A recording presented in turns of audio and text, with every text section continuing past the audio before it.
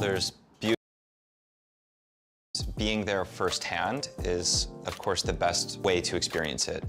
As a reportage illustrator, my art unfolds in real time. So my website needs to showcase the kinetic energy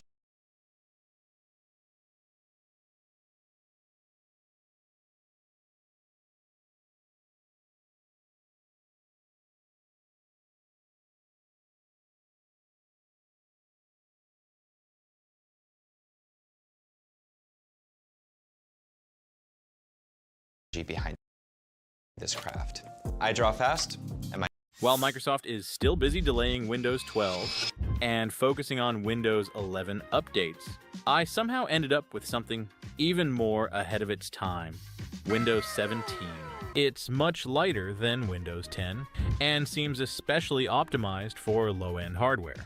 So in this video, I'm going to walk through the full installation process, highlight what makes it interesting, and see if it actually runs games better than the Windows you're using right now. And of course, is this even an official release? But before answering all of that, let's experience it first. After spending some time browsing the internet, I came across a rather strange name, Windows 17. Curious, I dug a bit deeper and eventually managed to download its installation file. Of course, something like this always comes with unknown risks, but that's fine. This is just a small experiment, nothing too serious. The first thing that surprised me was the file size. The ISO is only about 1.7 gigabytes, which is significantly smaller than the roughly 5.7 gigabytes of Windows 10. Clearly, something has been heavily modified or stripped down to make it this compact, although I still don't know exactly what has been changed.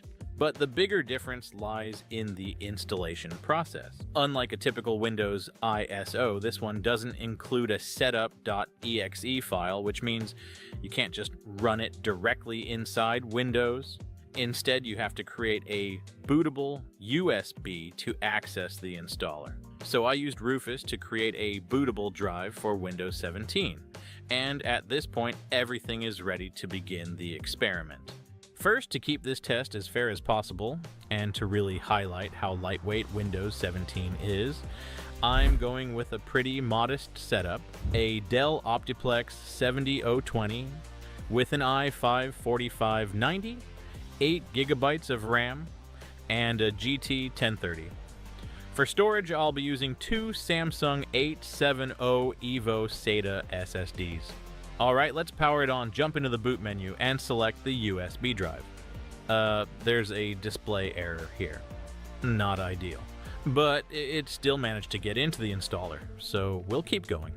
Looks like there might be a minor driver issue. The installation interface itself feels very familiar, pretty much like a standard Windows setup. Nothing complicated here, and the process moves surprisingly fast. Probably thanks to the much smaller install size. Wow. And this is Windows 17.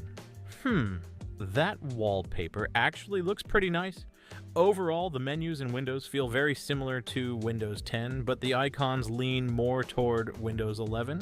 And then the Start menu somehow feels like Windows 7. It's like everything is mixed together in a really strange way, but honestly, it's kind of interesting. It feels like a fully loaded hamburger. Everything is in here. Alright, Windows 17 is installed.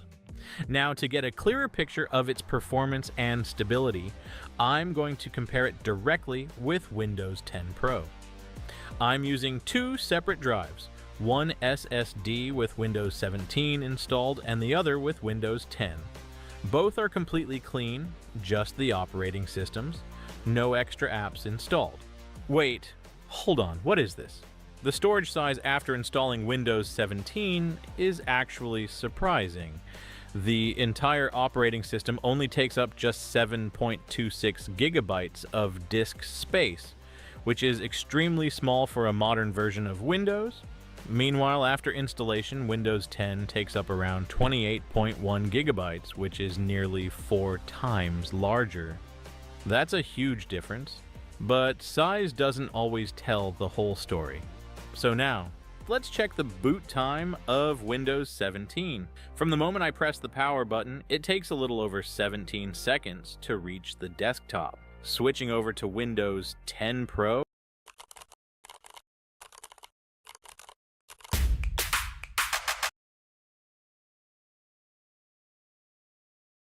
the result is pretty much the same. Also just over 17 seconds. There's no significant difference here. Both feel equally fast when it comes to booting. Next up is RAM usage. This is where things get really fast when it comes to booting. Next up is RAM usage. This is where things get really fast when it comes to booting. Next up is RAM usage. This is where things get really fast when it comes to booting. Next up is RAM usage.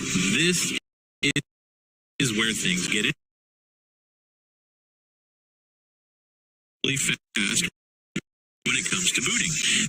Next up is RAM usage.